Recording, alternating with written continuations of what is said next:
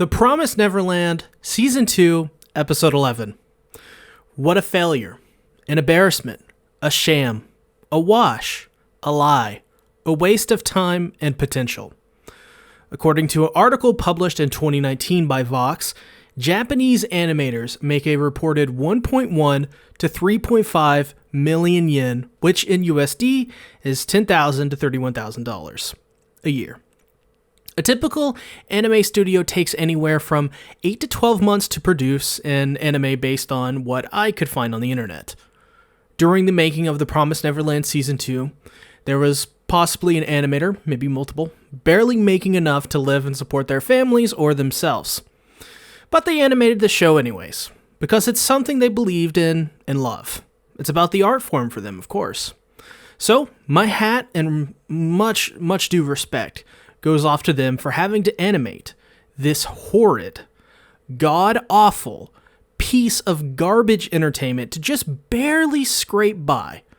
Someone had to spend time on this episode, animate it, draw it, and in turn, spend hours away from their families just to do a montage of still frames for the ending of an anime people considered to be a title that almost transcended anime itself.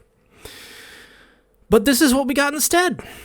Whoever greenlit The Promised Neverland to be a 24-episode series, and whatever that god-awful last episode was, well, they probably need to lose their jobs.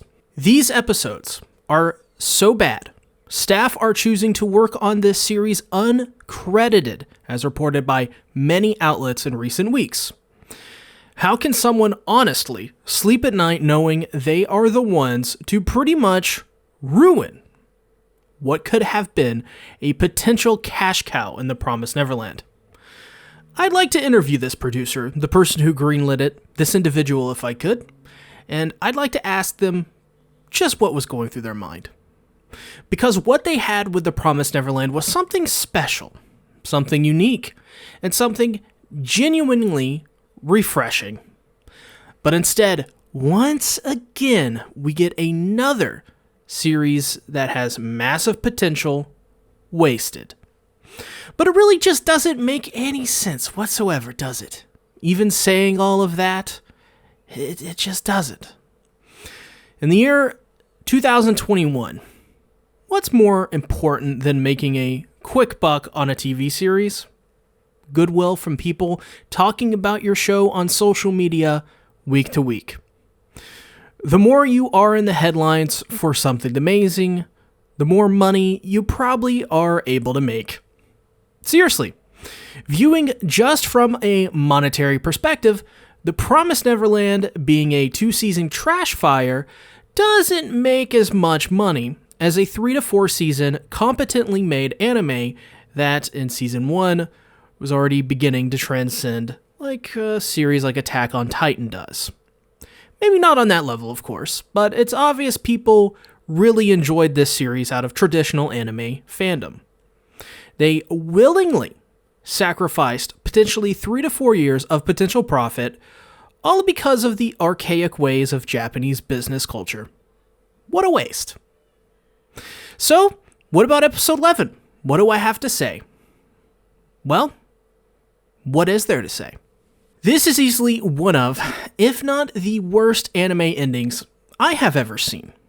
I personally rank it in my top 3 up there with King's Game for how awful of an ending it is. For people who didn't watch this episode, the ending was a series of still frames.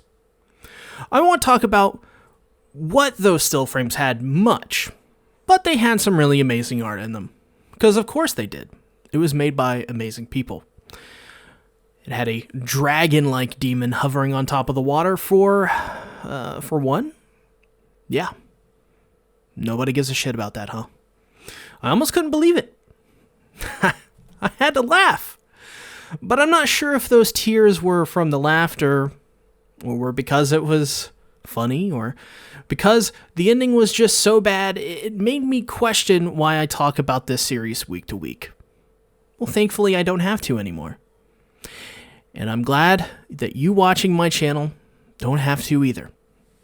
Another thing that happened, Peter Ratry killed himself, but not before regaling us with his meaningless backstory of him coming to the realization that he hates humans just because.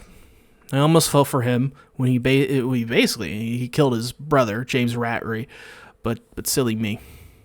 What a useless character. What a waste of time. What a waste of my time. What a waste of your time. Peter Ratry is terrible. Mother Isabella. Who cares? Honestly. Who honestly cares? Emma? Who cares what I have to say? You probably already get the idea. Ray? Almost didn't notice you there, bud. You blend in with the wallpaper. Mujika? I like her voice actress. It's a very nice, soothing voice. Sonju? Who cares?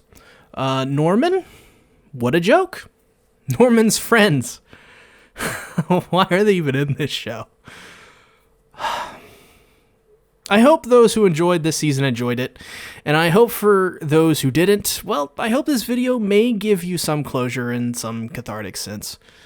Otherwise, Promised Neverland is a series you should never consider watching, should never consider recommending, should never consider reading, and should never consider thinking about it for one more moment of your life. I have nothing more to say about Promised Neverland that hasn't already been said before. Goodbye.